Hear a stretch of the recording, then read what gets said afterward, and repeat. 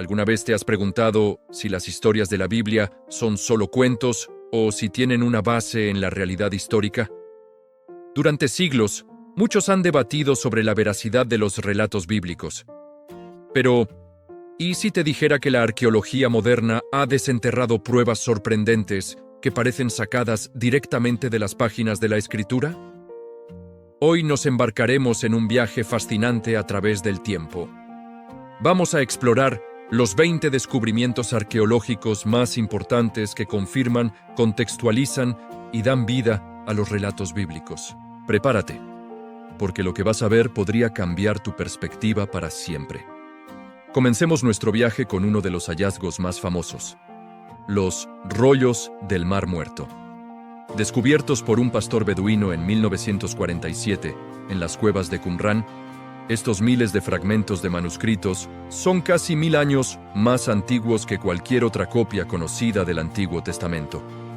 Contienen partes de casi todos los libros de la Biblia hebrea, excepto el de Esther. Lo asombroso es que, al compararlos con las versiones modernas, la fidelidad del texto es increíble. Esto demuestra con qué precisión se ha transmitido la Biblia a lo largo de los siglos. Nuestro segundo hallazgo nos lleva a Jerusalén. Durante mucho tiempo, la existencia de Poncio Pilato, el prefecto romano que según los evangelios condenó a Jesús, fue cuestionada por algunos escépticos. Todo cambió en 1961 en Cesarea Marítima, cuando los arqueólogos encontraron una placa de piedra caliza con una inscripción clara: Poncio Pilato, prefecto de Judea. Esta inscripción de Pilato es la primera evidencia arqueológica directa de su existencia y su cargo, confirmando un personaje central en la narrativa de la Pasión. Ahora, viajemos a la antigua capital. La ciudad de David, ubicada justo al sur del Monte del Templo en Jerusalén, es un sitio arqueológico activo que ha revelado maravillas. Las excavaciones han desenterrado estructuras que coinciden con las descripciones bíblicas del palacio del rey David y las fortificaciones de la ciudad. Aunque la conexión directa con David sigue siendo un tema de debate académico, el descubrimiento de una ciudad fortificada de esa época en esa ubicación precisa es, como mínimo, una coincidencia extraordinaria. No podemos hablar de la ciudad de David sin mencionar el estanque de Siloé. El Evangelio de Juan relata cómo Jesús sanó a un ciego enviándolo a lavarse en este estanque. Durante siglos, se pensó que un pequeño estanque de la era bizantina era el lugar, pero en 2004, durante unas obras de alcantarillado, se encontraron unas escaleras de piedra. Las excavaciones revelaron un estanque monumental mucho más grande, que data precisamente del siglo I, la época de Jesús. Hoy puedes caminar por esas mismas escaleras. Continuando en Jerusalén, hablemos del sello de Ezequías. En 2015, se encontró una pequeña impresión de arcilla, o bula, con la inscripción perteneciente a Ezequías, hijo de Acaz, rey de Judá. Ezequías fue uno de los reyes más importantes de Judá, mencionado extensamente en la Biblia.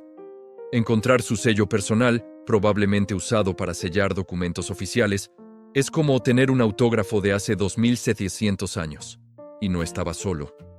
Cerca de allí se encontró otro sello fascinante, el del profeta Isaías, con la inscripción perteneciente a Isaías el profeta.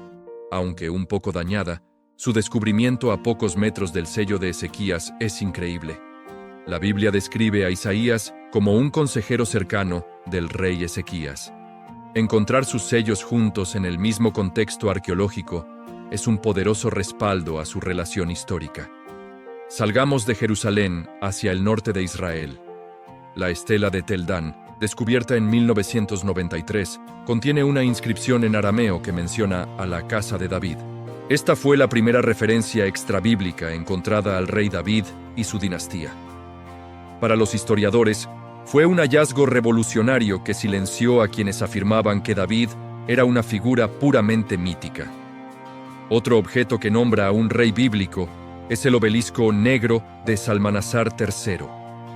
Este monumento asirio, descubierto en el siglo XIX, representa a varios reyes conquistados rindiendo tributo. Una de las escenas muestra a un rey israelita, identificado como Jehú, hijo de Omri, postrado ante el rey asirio. La Biblia narra el reinado de Jehú, y este obelisco nos ofrece un retrato visual de un momento de la historia de Israel. La historia de la conquista de Jericó, con sus murallas derrumbándose, es una de las más dramáticas del Antiguo Testamento.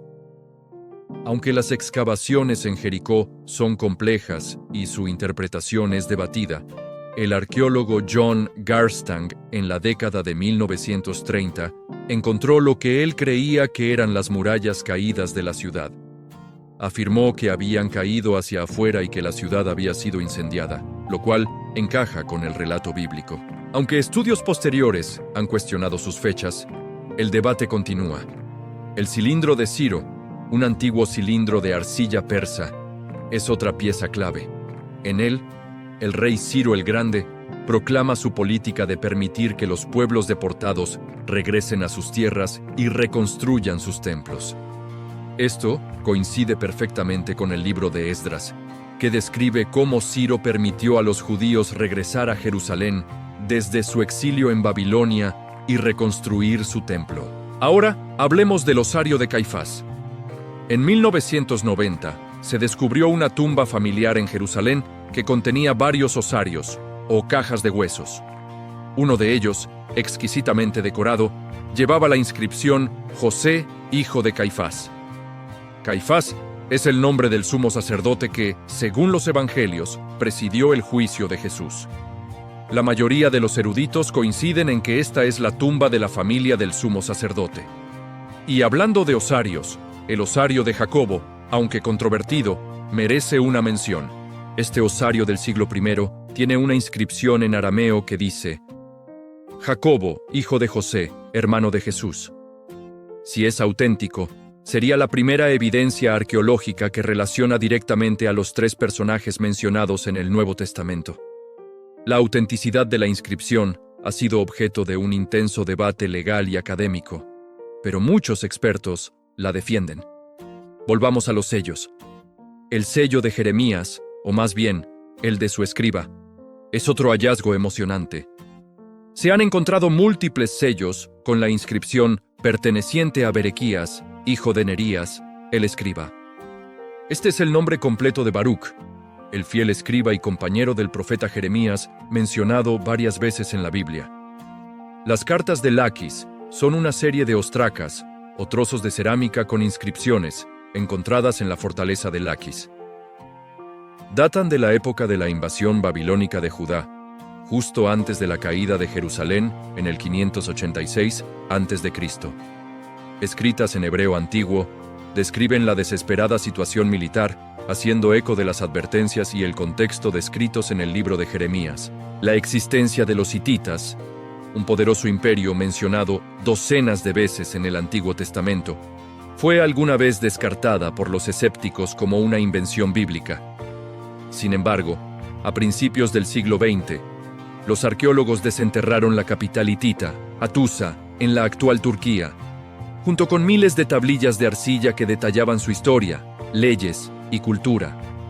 Hoy, nadie duda de la existencia de este gran imperio. El prisma de Sennacherib es un artefacto asirio que detalla las campañas militares del rey Sennacherib. En él, se jacta de su invasión de Judá y de cómo atrapó al rey Ezequías en Jerusalén como a un pájaro en una jaula.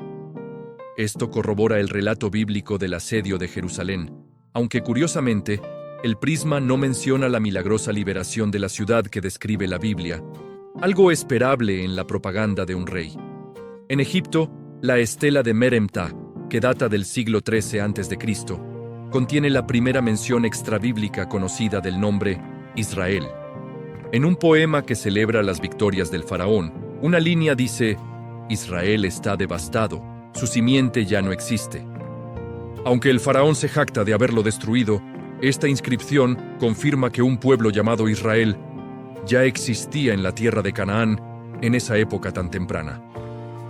El pozo de Gedeón, o Ein Harod, es el lugar donde, según el libro de los jueces, Gedeón seleccionó a sus 300 hombres observando cómo bebían agua. Hoy, El manantial de Ein Harod en Israel coincide perfectamente con la descripción topográfica del lugar, un sitio donde un ejército podría acampar y beber de un manantial. En la antigua ciudad de Ur, de donde era originario Abraham, el arqueólogo Leonard Woolley excavó un masivo zigurat y un cementerio real que revelaron una civilización sumeria increíblemente sofisticada, confirmando que la ciudad descrita en el Génesis era un importante centro cultural y religioso. Finalmente, nuestro 20º descubrimiento nos lleva bajo las calles de Jerusalén, a los túneles del muro occidental. Estas excavaciones exponen toda la longitud del muro de contención del monte del templo de la época de Herodes. Caminar por estas calles pavimentadas originales, las mismas que Jesús y sus discípulos habrían caminado, es una experiencia profunda. Puedes tocar las mismas piedras gigantescas que formaban la base del templo, desde manuscritos antiguos hasta inscripciones reales, desde ciudades perdidas hasta objetos personales. La arqueología continúa arrojando luz sobre el mundo de la Biblia. Estos 20 descubrimientos son solo la punta del iceberg. No prueban la fe en un sentido espiritual, pero proporcionan un anclaje histórico innegable, demostrando que las personas, lugares y eventos descritos en la Biblia no son meras leyendas, sino que están arraigados en una historia real y tangible que podemos excavar y tocar hoy en día. La próxima vez que leas estas historias antiguas, recuerda que bajo nuestros pies, la tierra misma guarda los ecos de ese pasado. Gracias por acompañarnos en este increíble viaje arqueológico.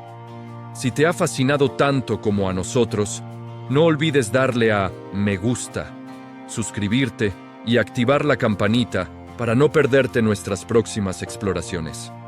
¿Qué descubrimiento te sorprendió más? Déjanoslo saber en los comentarios. Hasta la próxima.